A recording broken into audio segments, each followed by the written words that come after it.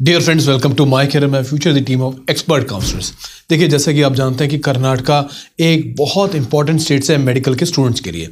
एक, वहाँ पर फीस बहुत कम है। दूसरा, कर्नाटका की एजुकेशन को हमारे बहुत सारे स्टूडेंट जो हैं वो प्रेफरेंस देते हैं दूसरी स्टेट के मुकाबले, और नंबर ऑफ़ कॉलेजेस भी वहाँ पर बहुत ज़्यादा है। देखिए, अब इम्पॉर्टेंट पॉइंट क्या है कि रजिस्ट्रेशन ओपन हुआ था, अगर आपको याद हो तो 14 तारीख को रजिस्ट्रेशन ओपन हुआ था और डेट थी कि 19 और 20 तारीख तक आपको जो रजिस्ट्रेशन कंप्लीट करना था। लेकिन अनफॉर्चुनेटली दिक्कत क्या आ रही है कि जब से रजिस्ट्रेशन शुरू हुआ है, बच्चे रजिस्ट्रेशन करने जा रहे हैं और बार बार जो है वो सर्वर डाउन होता जा रहा है। तीसरी बार आज एक्सटेंशन का नोटिफिकेशन आया है 19 तारीख को, 19 अक्टूबर को एक नया नोटिफिकेशन आया। इसी वजह से कि सर्वर में बहुत दिक्कत आ रही है, यहाँ पर सर्वर डाउन होने की वजह से डेट जो है एक्सटेंड कर दी गई है। अब जो नई डेट है एज़ पर नए नोटिफिकेशन के हिसाब से 23 तारीख तक, 23 अक्टूबर तक आपको जो रजिस्ट्रेशन करना है और फ़ी पे करनी है, और उसके बाद 25 तक आपको जो है बाकी सारे डॉक्यूमेंट्स कंप्लीट करने का काम करना है।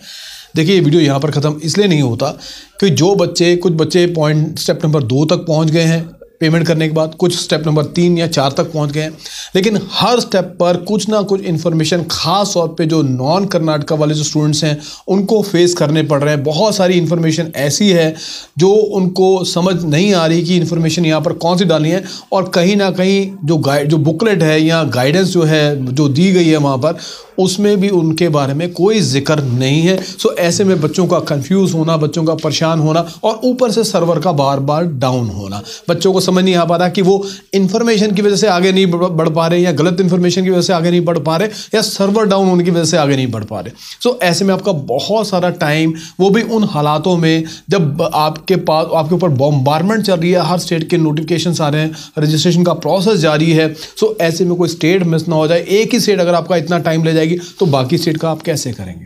राइट। मैं इन्हीं सारी परेशानियों से बचने के लिए, क्योंकि मैं अब देख रहा हूँ कि कई पेरेंट जो आप सरेंडर करते नज़र आ रहे हैं कि सर हमसे नहीं हो रहा, अब आप संभालिए या अब आप कीजिए। सो मैं टाइमली पेरेंट्स को कहना चाहता हूँ कि आप टाइमली किसी अच्छे काउंसलर को ज्वाइन कीजिए, ताकि उनके पास एक अच्छी टीम होती है और जो अलग अलग हर स्टेट की जिम्मेदारी जिनके पास होती है, और वो सारी स्टेट का प्रोसेस जो है समझते भी हैं पुराने एक्सपीरियंस के हिसाब से, और एक बिना परेशानी के आपको वो आपका रजिस्ट्रेशन का प्रोसेस, नॉट ओनली रजिस्ट्रेशन का प्रोसेस, क्योंकि जब आप काउंसलर हायर करेंगे तो खाली रजिस्ट्रेशन के लिए हायर नहीं करना है, तो आपको वो चॉइस फिलिंग के लिए या और आगे क्या क्या टेक्निकलिटीज़ होती हैं वो आपको सारा बताएंगे, ताकि आपको आपके अपने स्कोर पर जो एक अच्छा कॉलेज जो मिल सकता है वो आपको मिल पाए। सो अगर आप माय करियर माय फ्यूचर की काउंसलिंग की सपोर्ट लेना चाहते हैं, सो लिंक मैं डिस्क्रिप्शन बॉक्स में हमेशा की तरह देना हूँ। वीडियो को ज़्यादा से ज़्यादा शेयर भी कीजिएगा। सो कर्नाटका में घबराने की जरूरत नहीं है, अब आपको अच्छा लंबा टाइम मिल गया। मीनवाइल अब आप फोकस कीजिए दूसरी स्टेट की रजिस्ट्रेशन प्रोसेस को लेकर। Right. So thank you very much for watching this video. Stay connected.